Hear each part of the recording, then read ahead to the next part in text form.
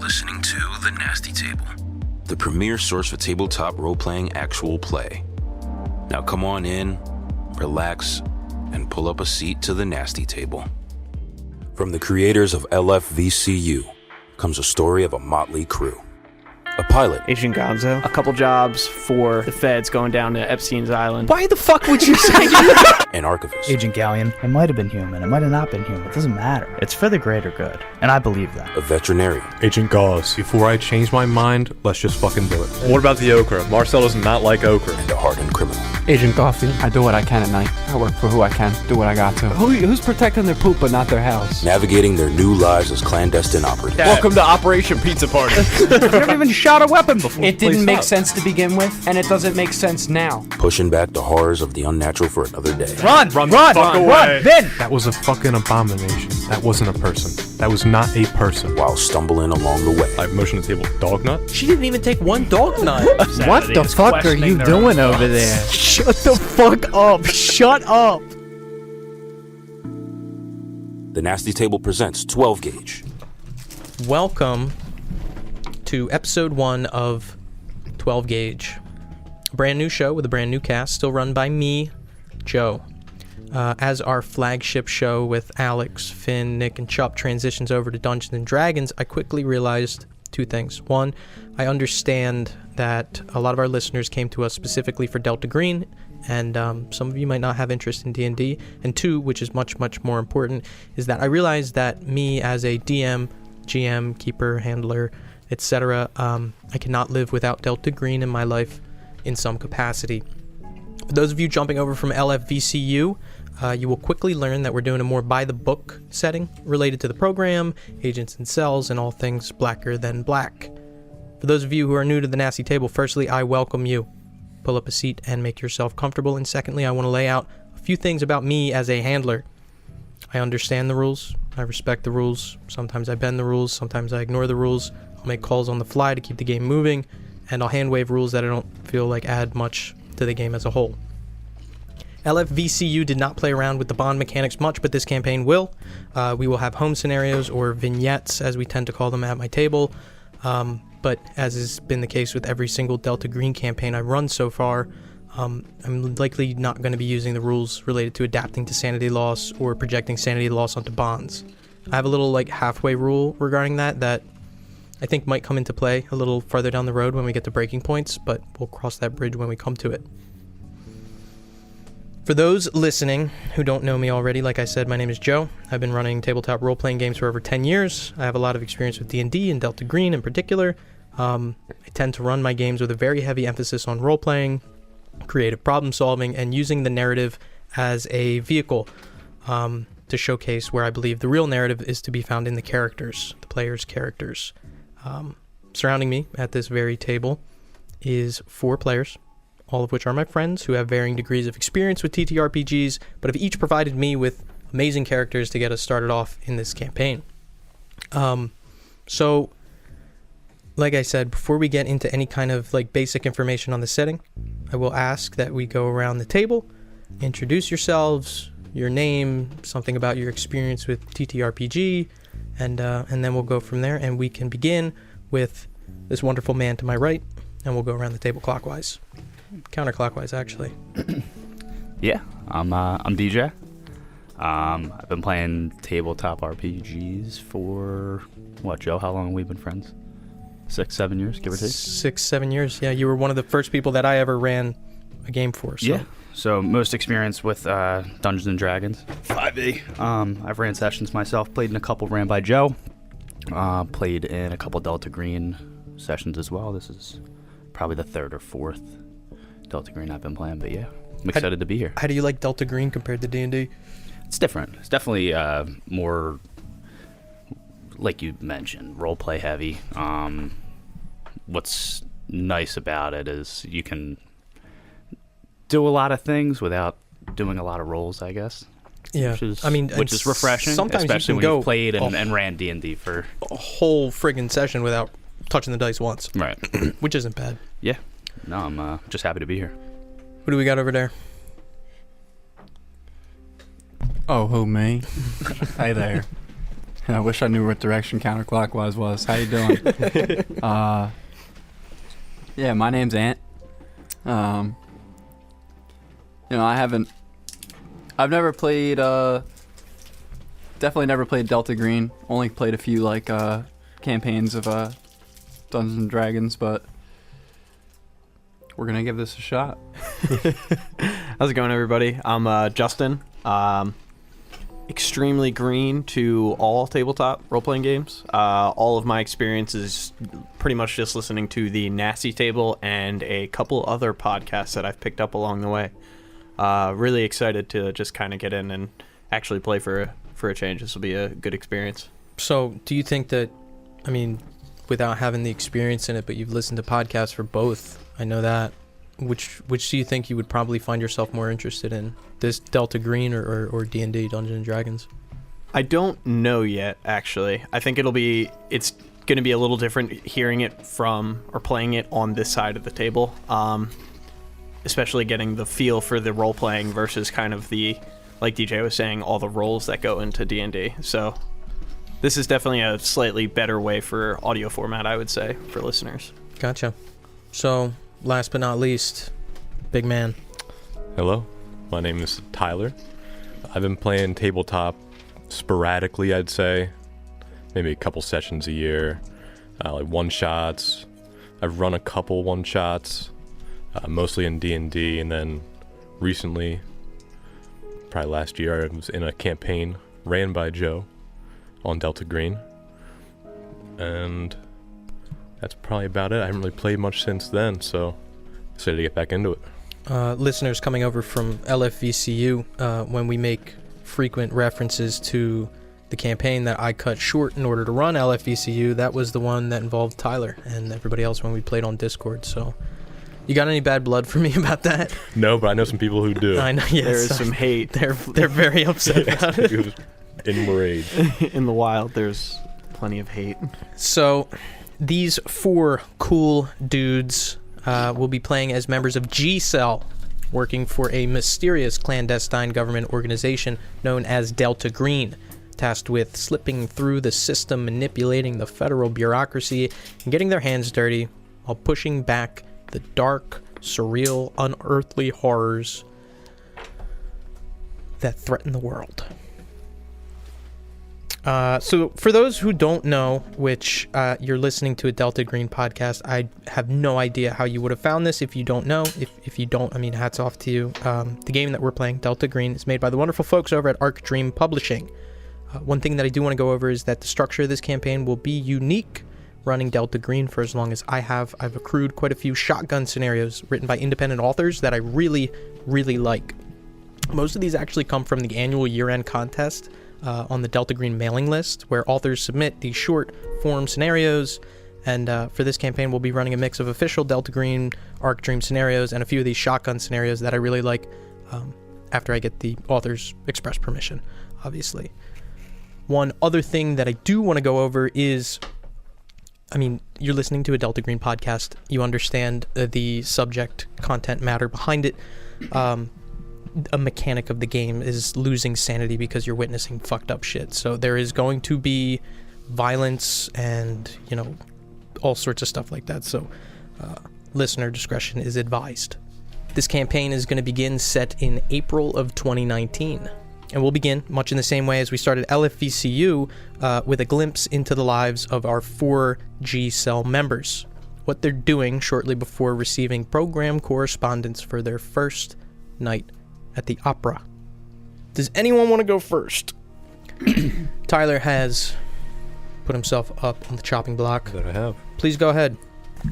All right. You don't have to give their code name either if you don't want to.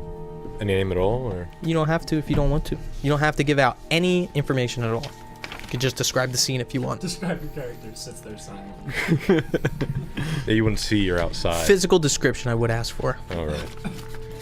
So, I'll give a name. Marcel wakes up probably about 7:30 in his house, alone in bed, and he makes his way downstairs. He was in a pretty decent home, little nice house. He opens the front door, or before he opens the front door, he would go through his kitchen, where his son's being tutored by an older woman, probably in her 40s, 50s. Says hello, gives all the pleasantries, walks out the front door, and outside that front door, you see some mangrove trees, nice swampy water out front. Takes a little breath of fresh air, opens his mailbox, and he sees a piece of junk mail from Elders First Parish Church. Knowing that, he walks back in, walks over to his son, gives him a hug, peck on the head, says, I'm going to be going out for a little bit. Not sure if I'll be back late, but I'm going to be probably coming back late or tomorrow. So take care, your mom will be home. Probably 4:30, I'll tell her to get off a little early. And she'll be here for you. Just be good for your tutors. And stay safe. And so he grabs it's like a brown leather bag. He keeps by the door, heads out, takes his car, drives down his long driveway, and eventually pulls off on the side, past a few trees, so it's kind of covered from the road, and starts hiking. Probably about quarter mile, goes over to a stump in the ground he's gone too many times, lifts up a false panel on that trunk, and puts a code, and he hears a mechanical click. Opens a hatch under a tree, heads on down, and sees on the table, down in this concrete damp bunker, an envelope with papers inside regarding his... Would you like to know? Would you like to ask me what it is? I could tell you what it is. I was kind of waiting for that to pop in. No. Yeah, no. You're like any No, I like to watch you struggle. any minute now. Flounder like a fish. What you find in there is a plane ticket reserved in your name and instructions to gather 2 p.m. the following day. Conference room 12 at the United States Postal Service headquarters in Columbus, Ohio. Columbus. So, okay. What does he do from there? From there, he would hop back in his car, probably gonna go out and get breakfast for a little bit. He's gonna go to a diner. He doesn't really have a usual diner. He doesn't really go to diners. But he goes to the diner, gets a little breakfast, drives back on home. And on the way home, he probably calls his wife on the phone. He gives her a call, says, hey, I don't know if you remember, a couple months ago I had to go on that trip up to Kentucky for work. They're calling me back up there. I guess they got a bad disease going around there again. So I'll be back in a little bit, probably no longer than a week, 2 weeks. But I'll let you know. Then he gets home after that. Packs a couple changes of clothes in a suitcase. Comes back down. His son's still probably switch on a different subject now. He's probably doing art. He's got his little easel on the kitchen table, his little paints. He says, hey bud, gonna be going back out of town for a couple weeks. So again, just be good for mom, stay safe, and I'll see you then, okay? I'll call you. We'll FaceTime here every once in a while, okay? And then he gets on his way for the airport. Heading to the airport. Question. Yeah. What does this guy look like? What does he look like? He looks like Dennis Quaid in Traffic. Dennis Quaid? Yeah. I'm gonna have to look up a reference picture here. Yeah, I got one right here. Let me see it. Show me that shit. What do you got? Honestly, he's not a big suit guy. He probably wears... Oh, okay, all right. Maybe like he's more into like the flannels. Did you give a name or no? He gave a first I gave a name. first yeah. So name. Marcel. Yeah. So what age are we looking at? 40. He's 40 years old. 40 years knows? old. All right, who wants to go next? I think I'd like to. Go ahead, please. All right. So I'm going to be flipping through some notes here because I have a little bit. So you're picturing about 30 years old. The actor I chose is Christopher Mintz-Plasse. Little unkempt, maybe not quite like McLovin from Superbad, but like a little bit older. He's not a high schooler. He's about 30 years old. Dressed in, say like a secondhand suit. Kind of older. It looks maybe a little out of style, but it's certainly not a modern fit kind of deal. And he's in what appears to be an office and collecting his some papers and stuff from what he was working on that day. And looks he's packing up a little duffel bag of or a briefcase kind of deal. And he's getting ready to leave work for the day. So, clears off his desk, organizes his pencils, gets up, he's, walking out of the building, and, there's some faculty, looks like a janitor. The building that he's in appears to be a hall at a university or a college. Receptionist at the desk, have a good night, Margie, whatever her name is. Damn it, Marge. Fucking bitch. Yeah. Yeah, go off yourself, March. So he's walking out, and he walks out. He's in a major city, and as he steps out and he walks down the stairs, he's clearly on a college campus. And as he's walking, away from that campus, a stray cat kind of comes up, right up by his leg, and notices it, gives it a little pat. How you doing, Toots? And he begins his walk home, and this stray cat's kind of trailing behind him, but sticking by his side as he's walking home. And he it's about 9-10 block walk till he gets to his apartment. His apartment's like a narrow. It's probably about, I guess you'd describe it as a townhouse, but he rents it. He doesn't own it. Not that you would be privy to that. He's 30. He's living in the city, working at school. Gets in. There's a woman about his age who's making dinner. He walks in, looks out back, he looks out behind him, and he sees the cat who followed him all the way home. Shuts the door. Gives this girl a kiss on the cheek. She goes, "How was your day?" He goes, normal day. What are you making? And she's like, "Oh, I'm making spaghetti and meatballs." It's like my favorite. Can't wait to eat that. I'm gonna go shower first, though. She goes, "All right, honey." Goes upstairs. He's, getting undressed. Maybe washes his hands or whatever while the shower's heating up, and hops in the shower. He's, definitely going through the motions of a pretty mundane life, and finishes up a shower. He steps out, and it's not uncommon that stray cat that followed him home would climb up the fire escape or get to the back of the house. So he checks out the window to see if he's there. He normally leaves a can of food out every night for this cat, and he notices something a little bit weird. What he notices is there's an abandoned office building that's right across the street from where he lives. And the abandoned office building always has the shades pulled. There's one window across the street that has this the shade open.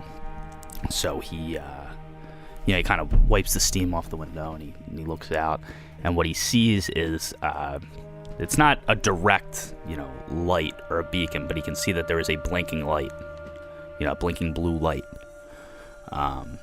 coming from that window, and he notices it. And almost as quickly as he saw it, noticed that the shade snapped shut.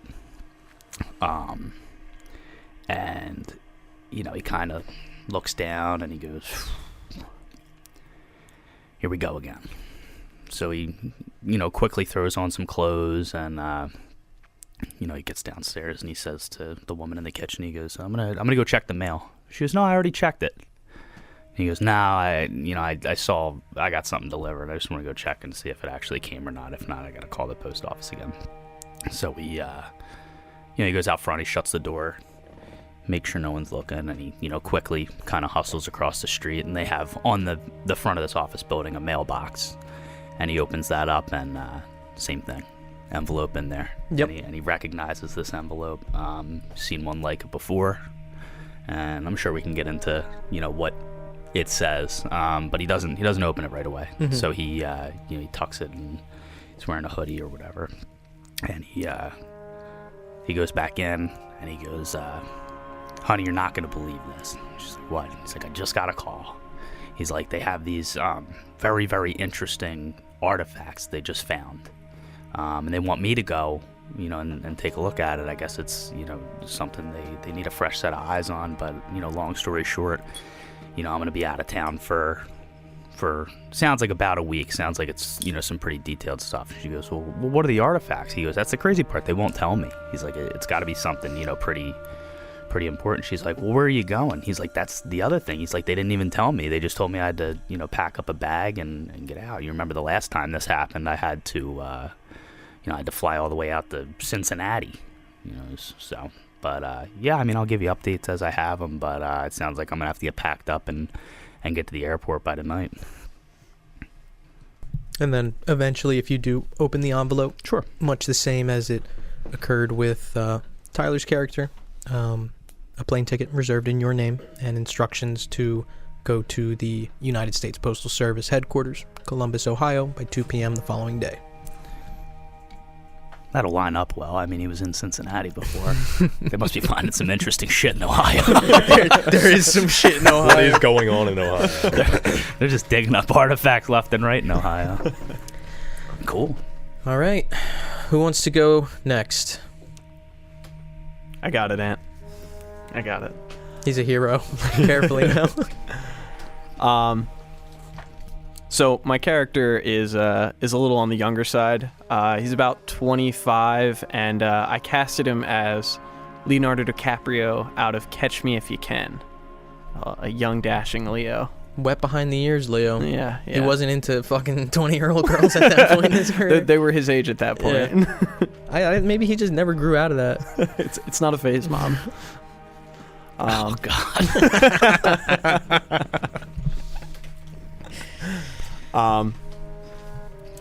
So it's a typical day for him.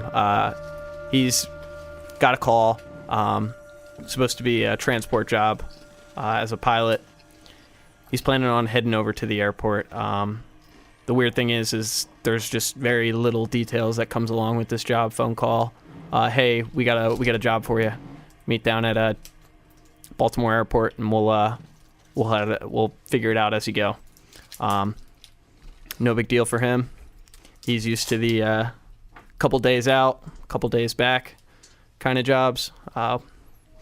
Expensive people for money, always hire him. He's gained a little bit of trust with for as young as he is as a pilot. So he packs a bag, heads over to the airport, and he sees his friend Roger, and he's like, "Hey, Roger, you get a job recently for something that you didn't hear much information on?" And Roger's like, "Nah, man, this is just a typical day for me. I'll be back tonight, actually." So he's a little confused by the whole thing. He winds up finding his gate, hanging out there. Typical run-of-the-mill day, thinking about having a beer before a flight. Not professional, but still does it anyway. That's fucking awesome. Are you kidding me? Wow, my day's been boring. I'm gonna drink and fly. Winds up waiting until about 10 minutes before his flight.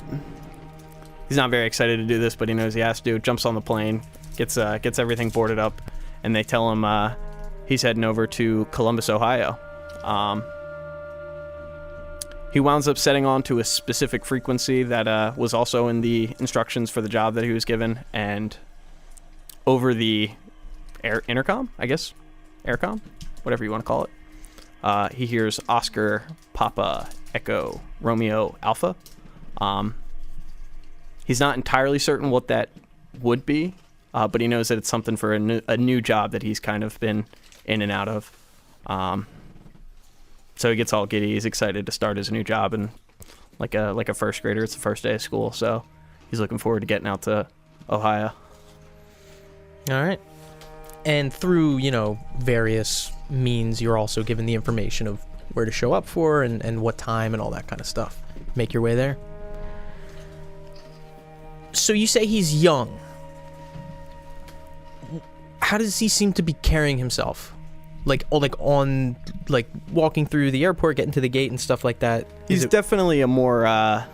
Because when you say Leo from Catch Me If You Can, I think confidence and stuff confident, like that. definitely. He probably has a chip on his shoulder, thinking he's a little bit bigger than the world around him.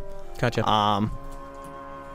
I'm sure that he's in for a rude awakening in the very near future, but for now, he's definitely walking on sunshine.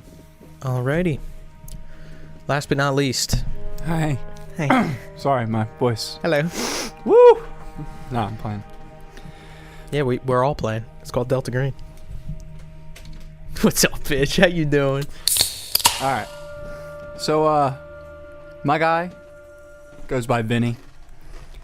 Looks like Joe Pesci from My Cousin Vinny, but instead of an ambiguous, movies are always casted like the actor plays like a 25-year-old guy, but he's 40 at the time. Uh-huh. So it's no, my guy looks like 28.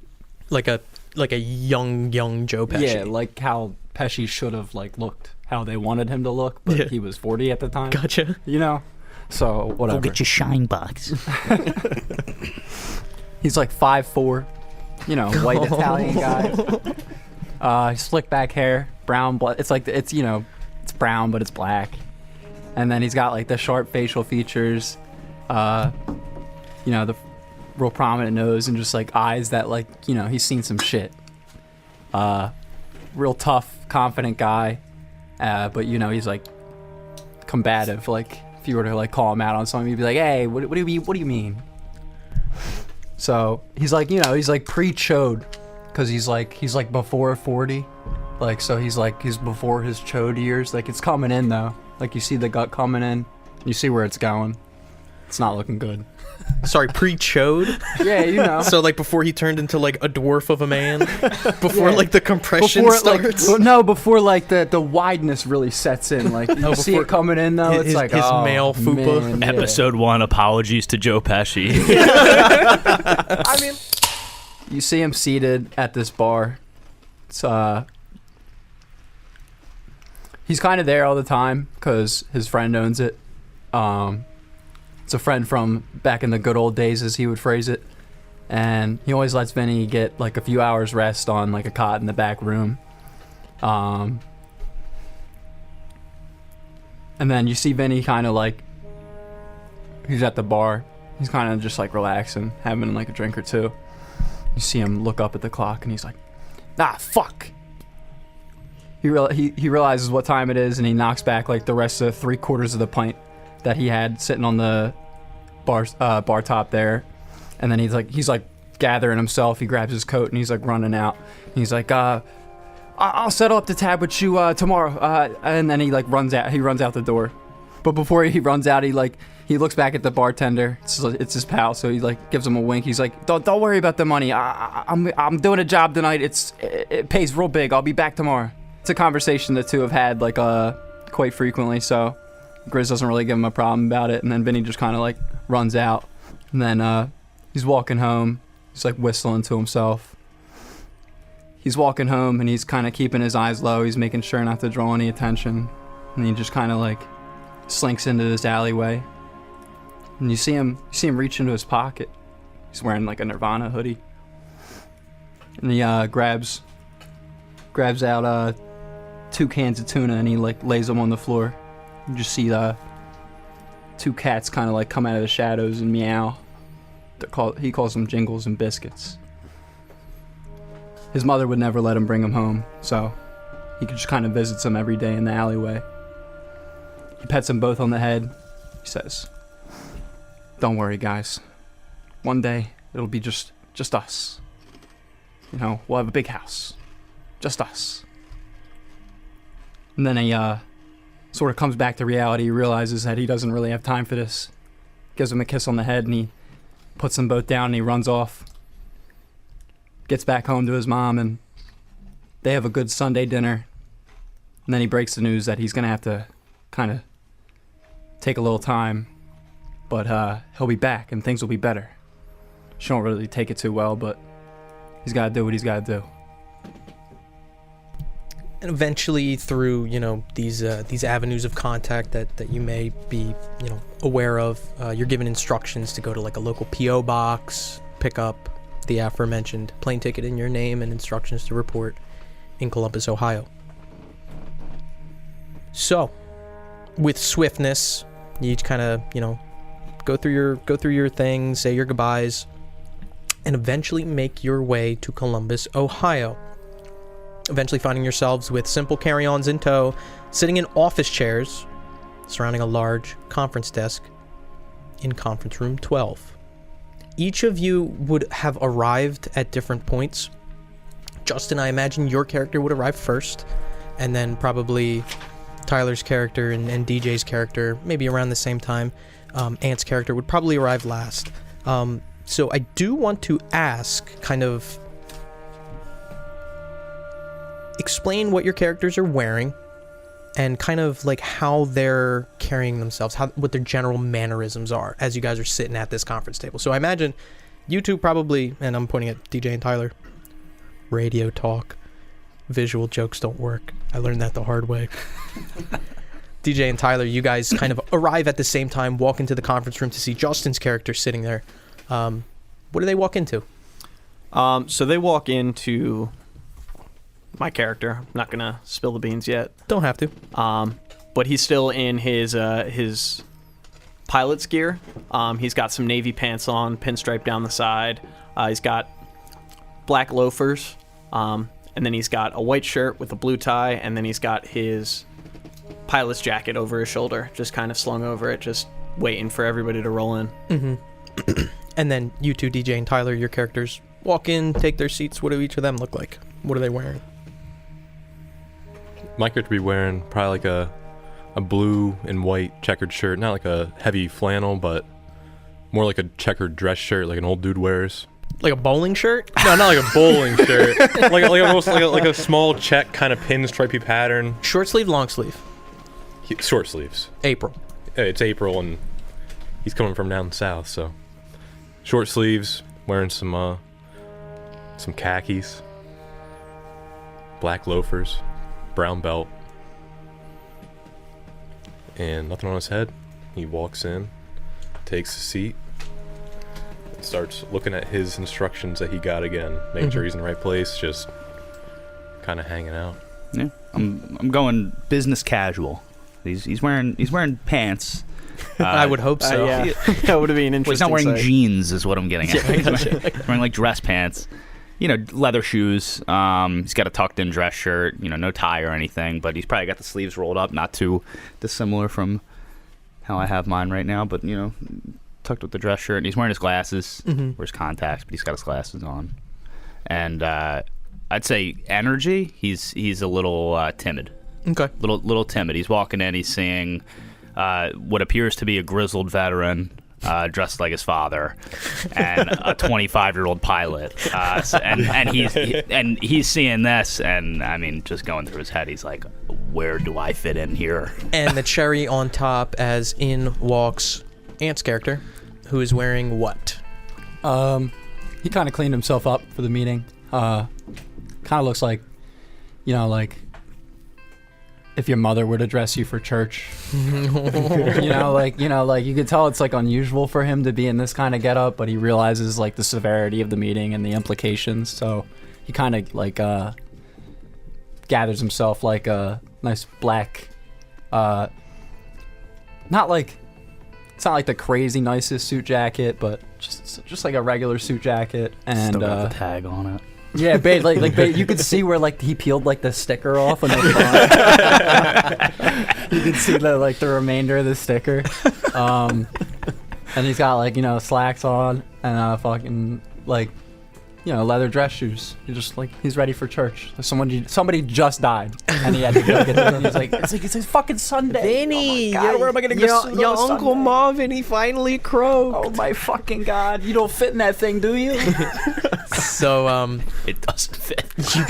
Yeah, you can see it's like fucking. It just doesn't fit. He snatched it. What are from you a- looking at my gut? I snatched it from a Foreman Mills on the way here. you guys, Can we get sponsored by Foreman Mills? dude, If you do a good enough tag, we Can we- made a joke, and it was like the best possible sponsorship. I think it was like, it might have been Walgreens, because we were just going on and on about like Walgreens, just like all about Walgreens, and then Dude, you what ever would talk they about say? getting sponsored by Stretch Walgreens? those bills. Foreman Mills. Foreman Mills. Official partner of the Nasty Table. Yeah, it's like last week on the Nasty Table, there's 8 dead, but Foreman Mills. weekend blowout sale. So you guys take your seats, and it's quiet. You know, you can hear like the AC kind of buzzing a little bit. The door is shut. This conference room doesn't have a lot of stuff kind of spread out a lot. Only just this conference table, these chairs. There's a couple of empty chairs too. So I do want to ask, for the next 5 or so minutes, you guys are all left alone. Are there any conversations that take place? Does anyone say anything? Yeah, I probably kick my feet up on top of the desk, all suave like, and go, so, where are y'all from? Philadelphia. down Louisiana. New Jersey. So, we got a lot of East Coast boys over here. What part of Jersey you from? From Hackensack. Hackensack. Wow. I don't venture there much. Just check it out. Maybe. Not too far away. I didn't catch where you were from. Yeah, where are you from? Flyboy? I'm coming out of Baltimore, but I've been all over the place piloting the things. Military? It's where I got my license, but decided it wasn't for me. Too many rules. So what do you do now? Pilot for hire. Just kind of taking jobs when I can. Made a little bit of a name for myself, and we're gonna take it from there. Just got this new gig, hoping to have a good time with it. You have your own plane? Nah, I usually the people who hire me tend to have their own, and they stock it up, give me the cash for it. Any interesting clientele? Not recently. We did have a couple jobs for the feds going down to Epstein's Island, but that's on the hush hush. Why the fuck would you say? I'm like halfway paying attention. I'm like sitting down, opening my beer, and I just hear Epstein's Island. And I'm literally sitting over here, and I'm thinking like if my character's allowed to care or not because of the timeline. I'm like, has it happened yet? 19. Is the information public 2019? to people at that time? Well, if I was, I would have given it to the feds. No, I think it happened during COVID. yeah, so I can't be like, Oh. oh God, Yeah. what the fuck are you doing? Who's Epstein? Oh yeah, we'd be The like, successful New York no, ready? financier? No, here's how. No, all right, no, wait, all right. So now that we have that, here's how my character's gonna respond. Oh, sounds like a nice place. I wish I had an island. Maybe you could take me there sometime. God, the cargo he must have been transporting. Jesus Christ. We don't know. We don't know. Jeffrey Epstein, the financier. Wow, the upstanding gentleman who has no prior reasons to be hated at this when did he time. get- Donald Trump's friend. Oh yes. When did he get nagged on the feds? Was it during 2021? Yeah, dude, it was during Yeah. lockdown for sure. Yeah, you mean I love you mean friend to our retconning president that. of the United States? Retconned immediately. That's so funny. I'm locked in. So as you guys are kind of having this conversation, the door to the conference room opens, and in steps an older, probably say late 50s man. He's in a gray suit with baggy, kind of like almost boot cut, gray dress pants, and they kind of like gather sloppily at his ankles. They're way too long for him. He's balding. He's got this tuft of graying hair that's slicked back on like the farthest back point on his head. He's got this forehead line kind of carved in, like chiseled into rock. Big bushy eyebrows, and he proceeds to the head of the conference room table, sits down, places a briefcase on the table, and puts the briefcase down, stands back up, closes the door, looks at all four of you. So I've already swept for bugs probably over the last 3 or so days, and program's confident this is a safe place to talk. Gentlemen, my name is Avery. I'll be your designated handler. I want to make one thing clear.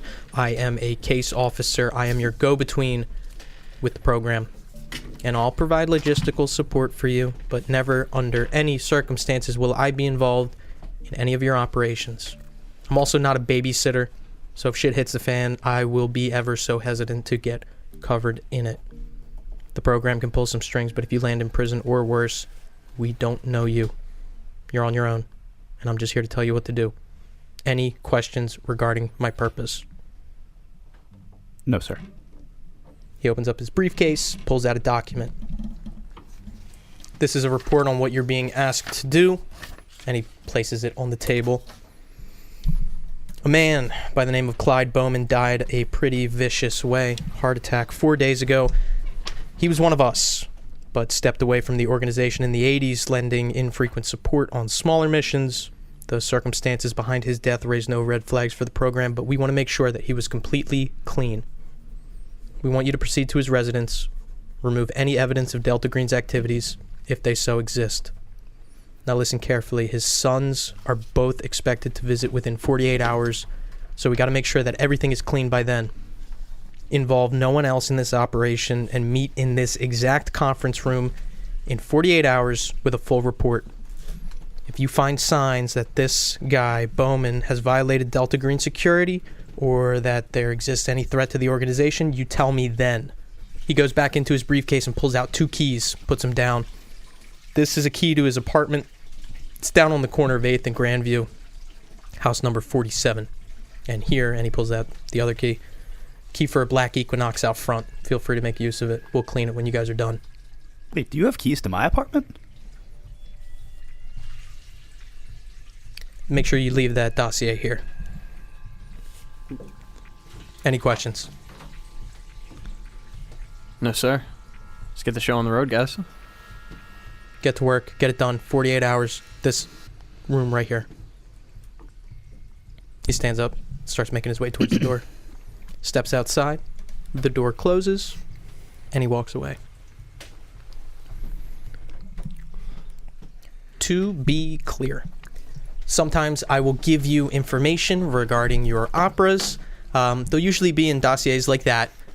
If I say something like, leave them here, burn it after you're done, you can keep that, because it kind of serves as like your agent's memory. So when he says leave that here, you can keep that. You can hold on to that. Refresh my memory. Does that have an address on it? It does not. But he said corner of 8th and Grandview, house number 47.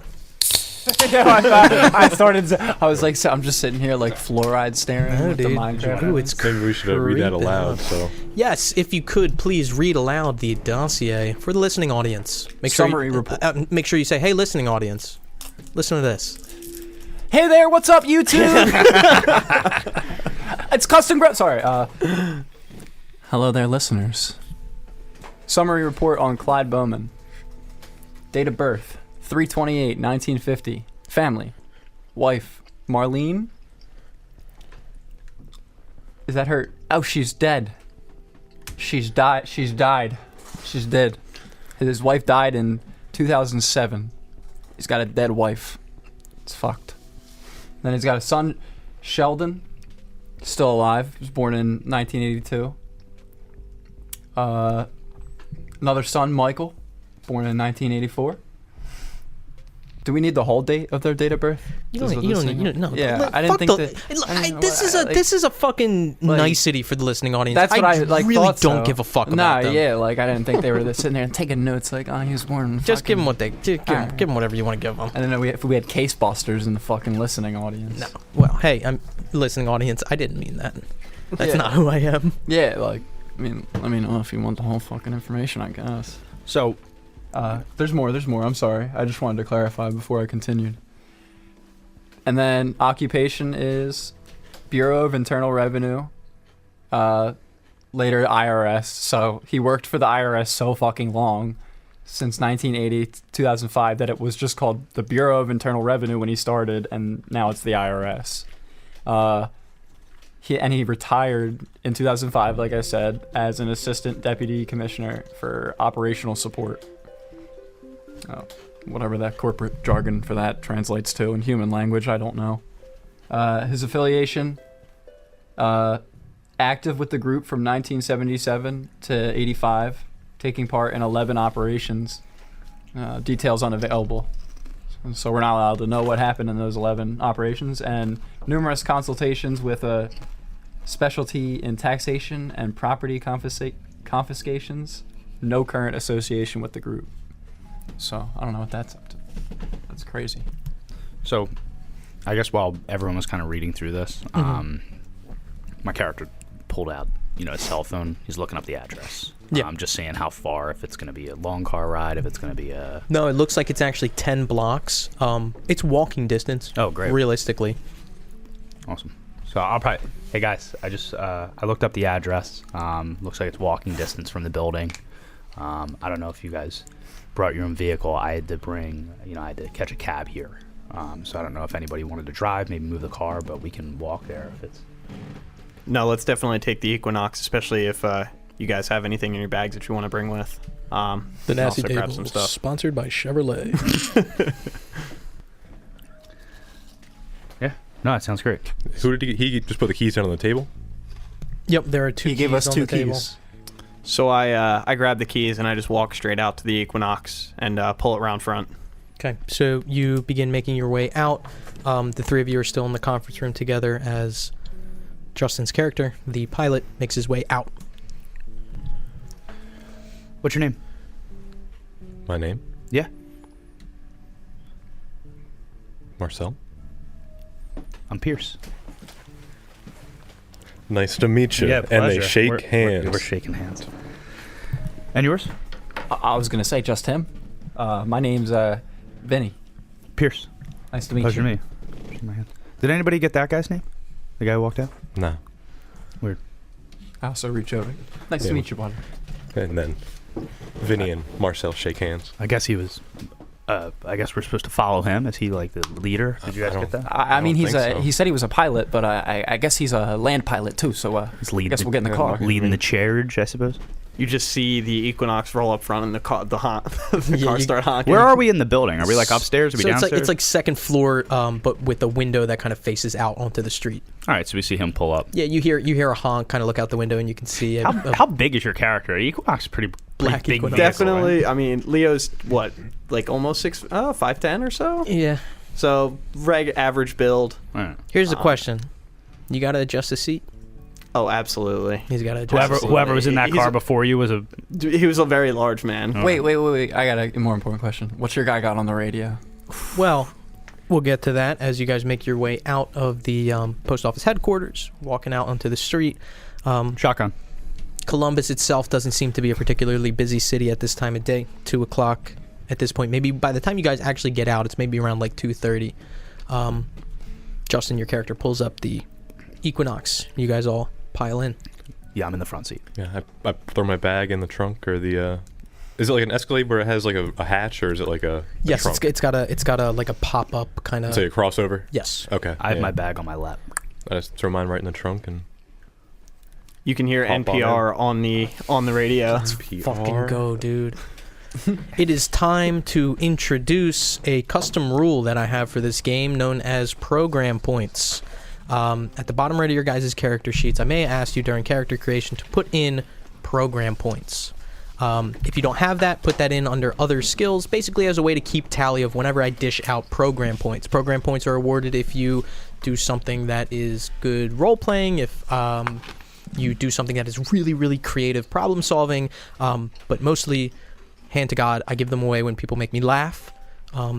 So, Justin, for having NPR on the radio, please give yourself a program point. Now, the way that program points work... That's fantastic. If at any point you have a role that you think is super important, you can use a program point. You can use them for anything. And it basically allows you to roll twice and take the better result. But once you use one, it's gone. And you can only get them back through me. And what's playing on NPR at this time? Ooh. The news about Epstein's Island is just me. Just fucking slack-jawed staring at the fucking console. Dude, we're staring at him. Like, weren't you just there? That's it's a strange coincidence. It's a different island, right?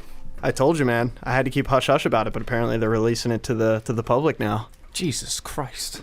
Had to get my NPR on. I listen to it at least 2-3 times a week for. Dude, I have to look up when news broke. If it was April 2019, I'm gonna lose my mind. You guys all kind of fall into this equinox. Justin, is your character driving? Oh yeah. Okay. Where are you heading?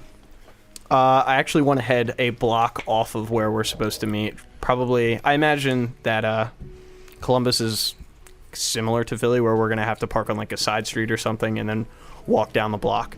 But I definitely have the keys always on me and ready to just kind of jump into the car and roll out whenever. Please don't ever compare Columbus, Ohio to Philly ever again. Please fucking never. For our listeners, that is complete disrespect. I do not stand by that. Those listeners who are coming over from the flagship show, they know that because we talk about the Eagles and Philly sports a lot, so they know that we're from Philly. And honestly, I love Philly. But that city, in certain parts, especially when it comes to parking, a fucking nightmare. It's not as bad. Yeah. It's not as bad as DC. DC is set up like a fucking maniac drew up those grid lines. There are no grid lines. It's not a grid. Philly is at least a grid mostly. DC is a fucking nightmare. That shit is fucking, oh my god. Anyway. Anywho. Sorry. So a block off. Yeah, block off, side street. Probably as few cars as I can find on that side street. Mm-hmm. And then hop out, make sure the keys are with me, and check to see if anybody's grabbing their stuff out of the back. Yep, easy enough to find a parking spot, get yourself set up, kind of on a side street. It's maybe, I mean, you're going for a block, but if you find parking, it's probably going to be more like 3/4 of a block, maybe half a block, but you're still off there some way. Does anybody else even know what we're looking for here? Not really, no. Was what we got there all you guys have as well? Yeah. I mean, he said... Yeah. I mean, he was there. He was there before us. Avery walked in, and I saw him for the first time, as you guys did. Nobody brought anything up to me. There was no extra paperwork lying around. I was hoping one of you guys know something more. Nah, No, it's I don't know anything. You're telling me this is everyone's first time? Like I said, new job, man. Great. Okay. We're looking for evidence? Something, organization evidence? Do any of you know what any of that means? I need to see it. It sounds like I just need to ask questions. I don't know. Yeah, This isn't really my line of work. maybe it's something that once you see it, you kind of. I'm not sure. I mean, it's with the IRS. It could be some messed up statements. I don't know. So we're having this conversation in the car while he's like trying to find Everybody's parking. all parked up. Yeah. Yeah. All right. So I guess we'll know when we see it. I guess we should. I mean, what do you guys do? Do any of you have interview skills? I mean, I'm a veterinarian.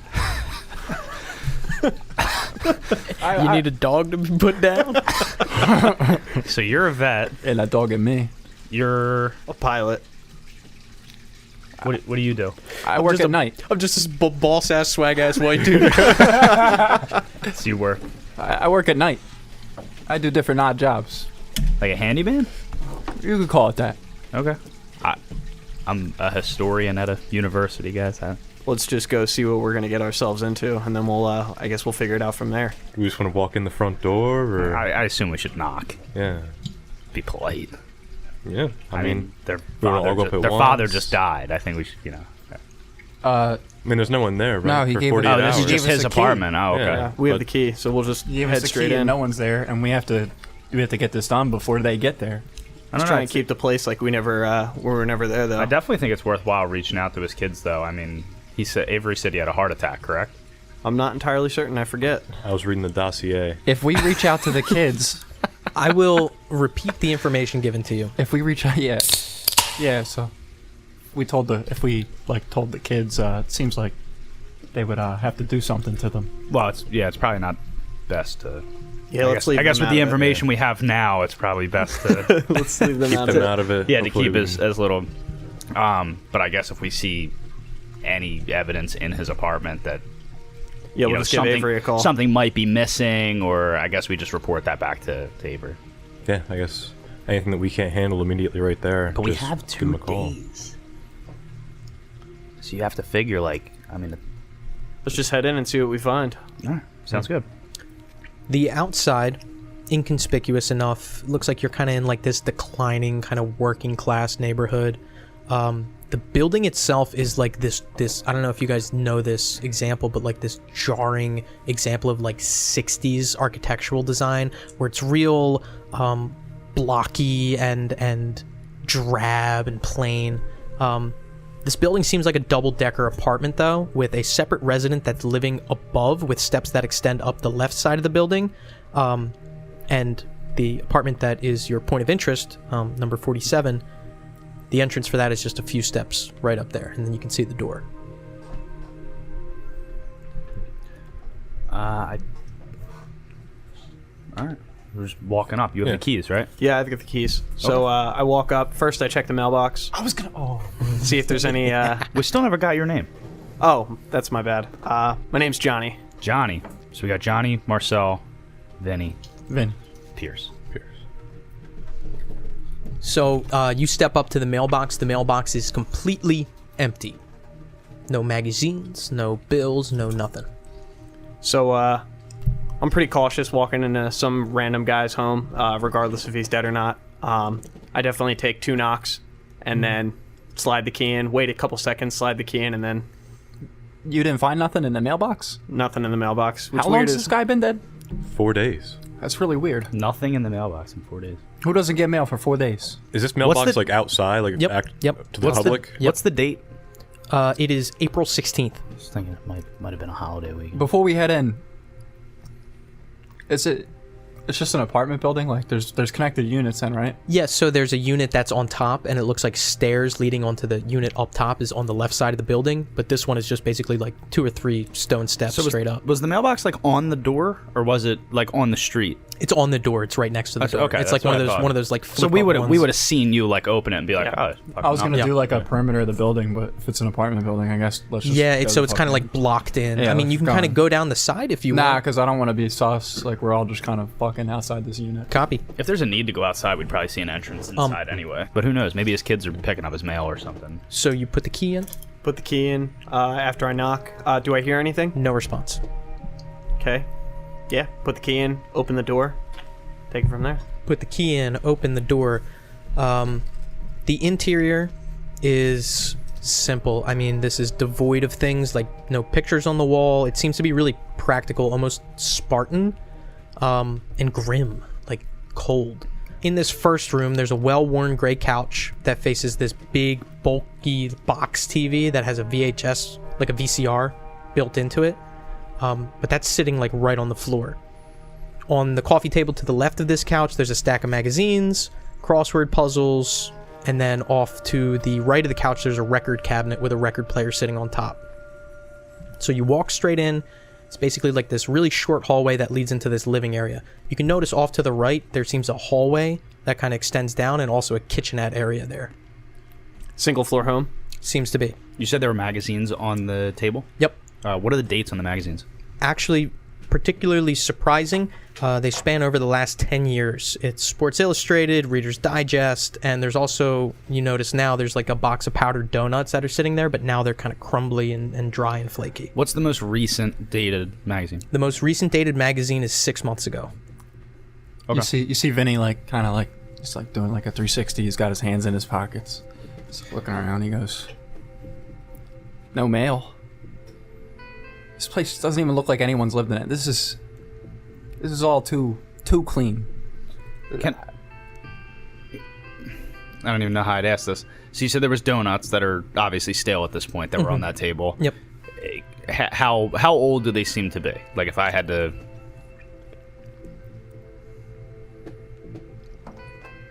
Roll. You got donut? Can you roll donut? Yeah. What's your proficiency? Can I roll a donut? Actually, you know what? First roll of the campaign. High five. Thank you. Roll search for me. Sweet. Yep. I do want to kind of voice what I'm doing. Mm-hmm. Excuse me, guys. I'm very big into detail. I want to kind of scope the place out, but if you guys see anything, just let me know. There's still that kitchenette area and a hallway that looks like it extends down. Is there a fireplace built in? Nope. No fireplace.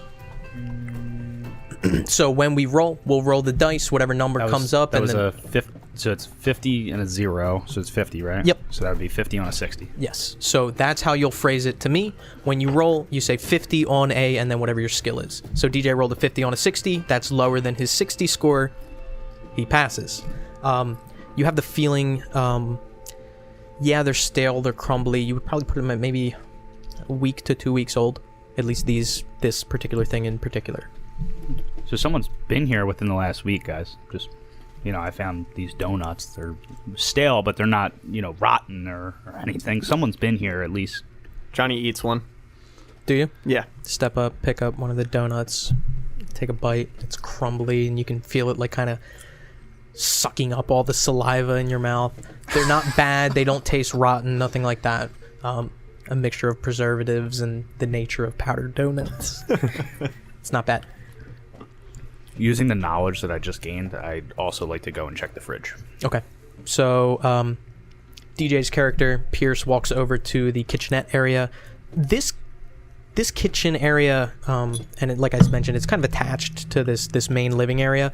It's also mostly bare, but you do notice a few cans kind of laying around, pans and empty cardboard boxes and stuff. At this point, you notice the first, and so far only human touch that you've kind of seen up to here is a crudely drawn human figure entitled Grandpa, signed Cassie, bearing two gold stars from a teacher. This drawn picture hangs on the refrigerator. This is on the fridge? Yep, hanging up on the fridge with a magnet. Cassie with a Y? Cassie. While he's doing that, Vinny just says I'm gonna look around for a computer. This guy said he works with taxes or something. So I figure he's got to have numbers or something that we got to look for. So you kind of walk up that hallway and you can see 4 doors up this hallway. There's 2 on the right, 1 on the left, and 1 that's at the end of the hall. I'm gonna go for the one all the way at the end of the hall. Take a stab in the dark. All the way at the end of the hall, you see a bedroom. It holds a queen-size bed. There's a dresser, and on top of that dresser, there's photographs of a man and a woman.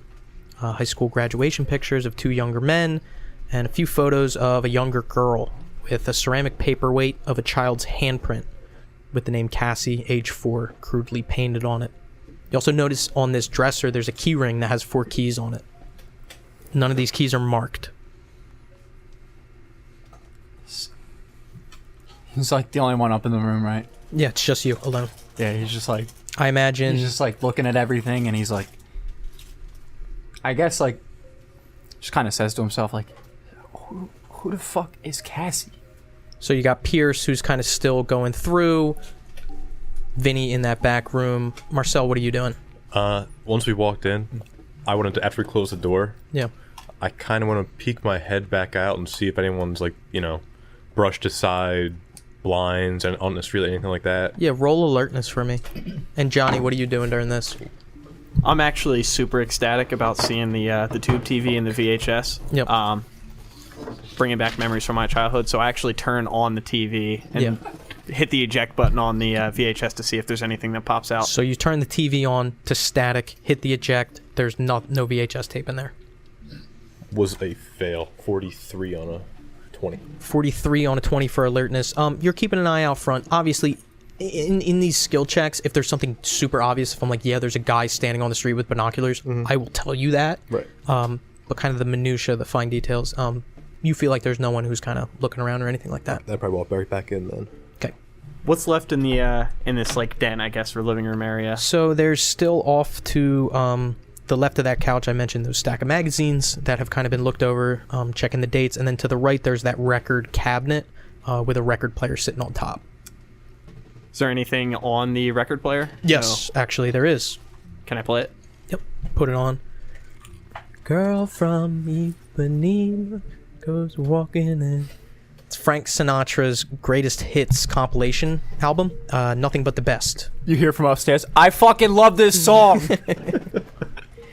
Tall and tan and I turn it up for him. Wait, was that someone we don't know? It's one floor. I thought it was just the neighbor. Like, I fucking love this song. my fault. Yeah, you just hear like in the distance I yelled that.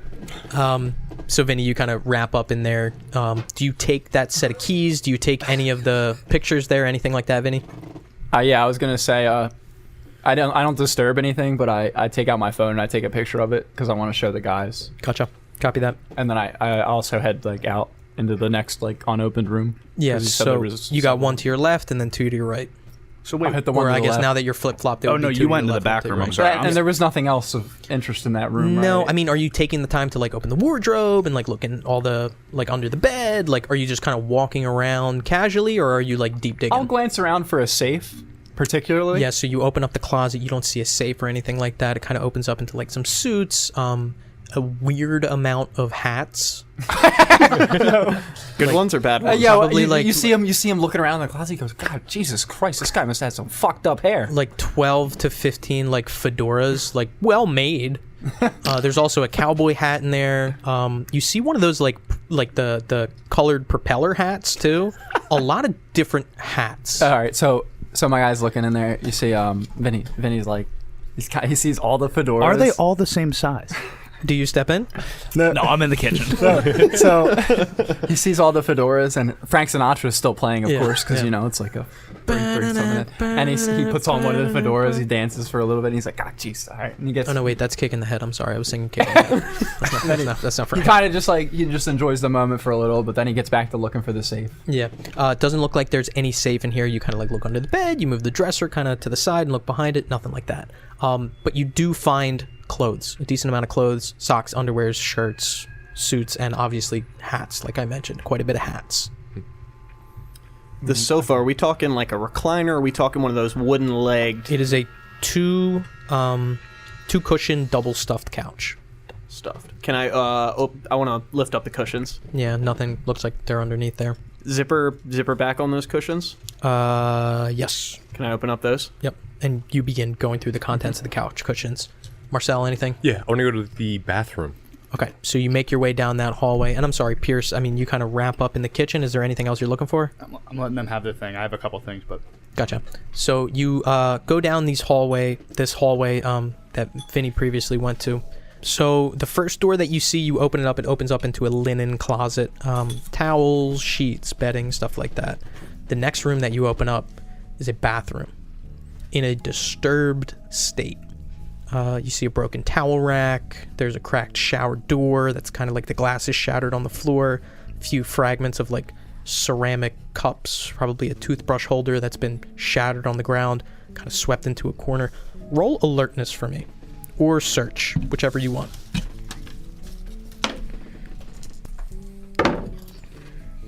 Zero is Oh dear God! Oh yeah, Zero, zero, it's not 3. 000, right? 003. So Okay, that a 3. That's 3. Yeah. Okay. Don't put me down So- that road again. It's a pass. I'll just do alertness. 3. Okay. So 3 and 20. Gotcha. Announce what you're rolling for before you give the result too. So if I give you the option, if I'm like, yeah, you can roll search or alertness, you can roll this or that. Those things will give you different results too. Oh, okay. So make sure you make it clear to me before you tell me whether it's a pass or success, which one you're rolling All right. for. On alertness, Yes. faint traces of a smell that your character would probably be accustomed to. Death. Okay. Feces. More than likely, this is Where he. where Bowman died. I don't see any sign of like. There's no like blood on the floor or anything like that. Roll search again. You said that their cup was shattered and swept up? Do you make your way back there? Yes, I do. That's gonna be a. So you kind of see Marcel walk into here, and you kind of come up behind him, and yet you can see it's kind of been swept into the corner. It's gonna be a 3 on a 40 for search. 3 back to back. You know what the odds of that are, right? 1 in 10,000. 1 in 1,000. 1 in 10,000. That's bananas.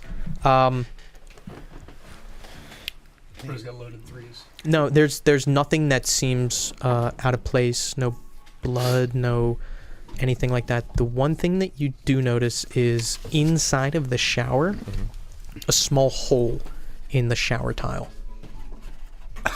Probably about the size of like a thumbprint. That's the only thing that kind of seems out of place. Okay. Before I investigate the hole, I wanted to check the medicine cabinet too. Yeah, if there is one. Yeah, there is a medicine cabinet. You open it up, and it looks like, and especially considering your background, classic old people pills, blood pressure medicine, cholesterol medicine. Nothing weird, nothing alarming, nothing alerting.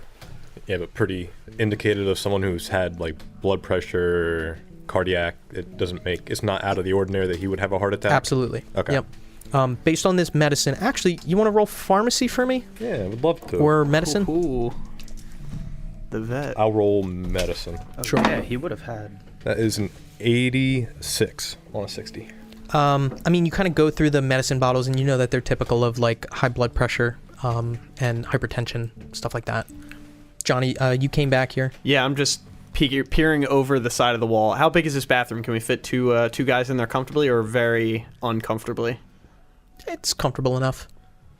I walk in and just kind of take a second glance at what he's looking at. How tall is Marcel? 6'2". Oh, so he's a big dude. Yeah. Okay. Yeah. And you kind of walk in.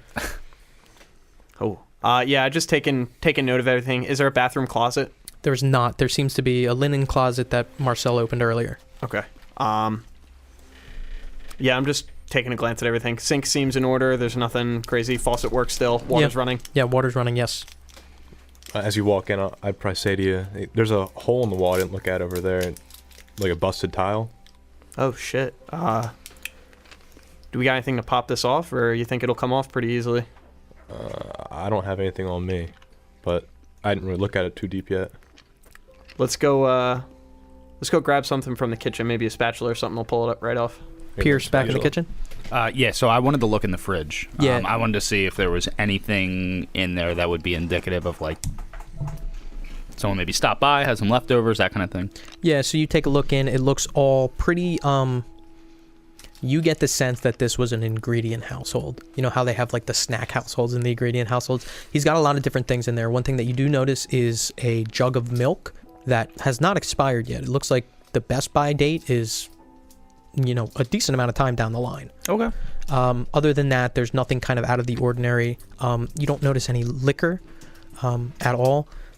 But the only other thing that you see in here is just a decent amount of ingredients. Okay. So any dirty dishes in the sink? Any, like, I'm probably looking through, like... So like I mentioned, there's some empty cans that are kind of laying around. They look like, and if you get a closer look at it, you know, kind of like beans and canned green beans and canned corn and stuff like that that are kind of, instead of putting the trash can, just kind of on the island kind of next to the sink area. Okay. Aside from that, then I'm looking through drawers with a particular focus on, and I'm probably going to do this in some other rooms, any false bottoms. A lot of times people like to keep things that are important to them. Yeah. So when it comes to like these deep dive things, I'm not going to make you roll for them. If you just spend like a decent amount of time like really going in deep, like I'm talking about like maybe peeling up the corners of the carpet and like looking in vents and stuff like that. I don't think I'm going that far yet. I think I'm just kind of like casually like pressing I'm looking up. at drawers. You know, seeing... All right. And that's easy enough. I won't have you roll for that. You're just actively doing that. Cool. Vinny, still in the back bedroom. Do I hear like what's going on out there? Like how close are they? All the commotion in the bathroom? Yeah, I mean, I would imagine as you wrap up here, you take the picture on your phone. And then I'm like heading back out into the hallway. And you can kind of hear them having a conversation about something in the bathroom there. You guys find anything? What's going on out there? I like call out to you two. Yeah, there's like a weird tile. Do you have like a pocket knife or anything? Yeah, I got my pocket knife on me. Let me come over there. I know a thing or two about this type of stuff. So you walk in? Yeah, and I want to use I want to check for like fingerprints or like anything I could tell. All right. I will let you roll either search or criminology for me. Where? So go ahead. Did I find anything in the couch? Yeah, so before you make it to the bathroom there, you kind of open them up, look inside, nothing in there. Crit success. Got it. Pardon? I have a criminology of 80. Yep. I rolled a 770.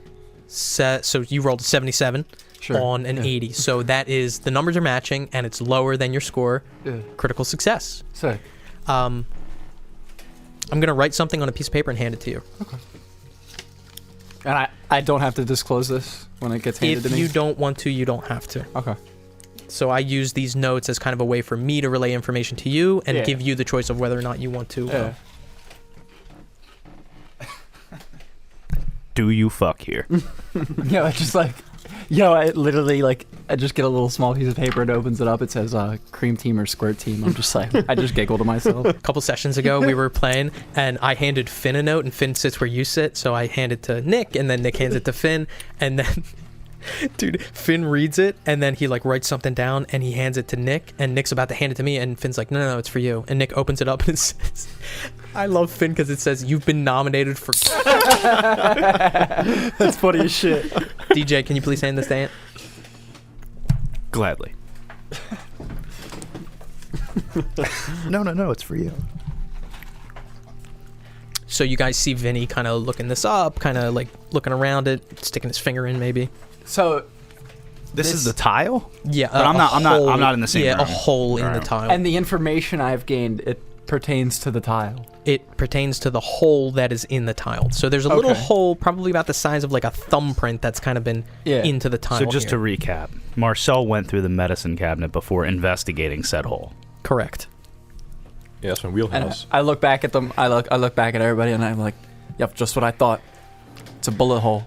Am I allowed to tell like what millimeter? Am I like that good? Oh yeah, with a critical success, probably 9mm. I was gonna say Maybe 9, maybe 40, maybe 45, but you would wager 9. Yeah, I turn around. I'm like, looks to be about like a 9mm. But there's no blood? No blood, no nothing. So this place was definitely cleaned. Something fishy went on around here. Something's not right. I can probably hear him from the kitchen saying bullet hole, right? Probably, yeah. Did someone say bullet hole? Yeah, you should come on in here. Take a look. It's definitely I'm- getting cramped in this bathroom Oh, now. it is. Yep. Yeah, I'm gonna go in. Everybody just staying piles in. in. I would assume if we're in an apartment and my guy's from Hackensack, whatever volume I'm speaking at, you can hear me. Okay. That's a good point. All right, I'm gonna get in there. I imagine in my field, I would have dealt with old bullets and things that have bullet holes in them. Perhaps, yes. Would I be able to make a good estimate as to how old that bullet hole is? I would probably say no, specifically because this is ceramic tile. Fair enough. If it was like, ballistic gelatin or something like that, perhaps. I but think you would need lab equipment and time to do that. probably too, yeah. Yeah. But with the ceramic, it makes it hard. Okay. And there's no bullet in there, right? Not that you can see, not that you can, if you stick your finger in, you can't feel it. or What anything room like is immediately next to the bathroom? that. The linen closet. Next to or across from? So the bullet hole goes through the tile. Correct. It went through the tile. Where could it have gone into? Outside. Oh, really? Yeah. It's on the corner house, so... Can I go outside and see if it was an... If there's an exit point. Yeah, so you make your way out and kind of look through, and you don't notice any kind of exit hole or anything like that. What's the material, though? Is it brick? Is it... So it's probably concrete. I imagine. Does anyone have craft carpentry? I'm gonna assume no. Hold on, what? Craft carpentry. No. Yeah. Tough to tell. I mean, what you see right here is just like some white kind of paneling, side paneling there. Okay. I just kind of like, I see that like, I notice that the bullet is like going through like outside, and I like. Well, you look in and you don't see like light. You know what I mean? Yeah, but like I'm just kind of realizing that like there was a bullet shot in like an apartment building, and I'm like, I like look to the rest of the group and I'm like, I'm not the best with people, but we should probably ask around to see if anybody heard anything. Hey, the upstairs neighbor. Yeah, they really like the song. A cool guy. Benny, you should talk to him. Me? Yeah. No. He loves Frank Sinatra. Oh. Like you. Why don't we send Yeah, the come back university inside. professor? He has to talk to people all day. I'm coming back inside. I've probably made my way inside. As soon as I verified there was no Yeah, entry or exit, I yeah. would have come back in. But Copy.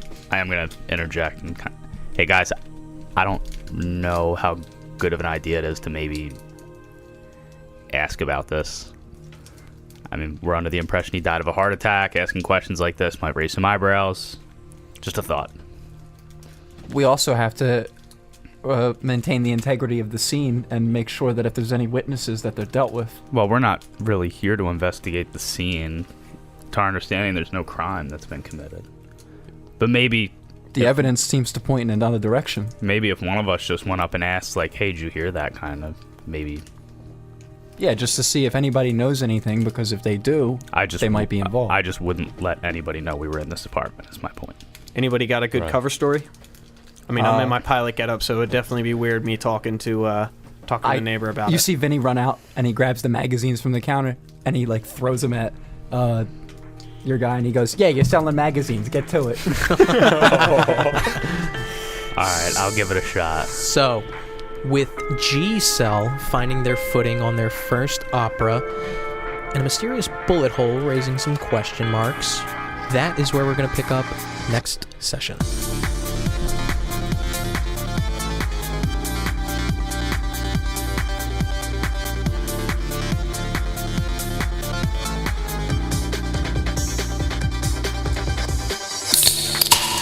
Thank you for listening to this installment of 12 Gauge, a Nasty Table production.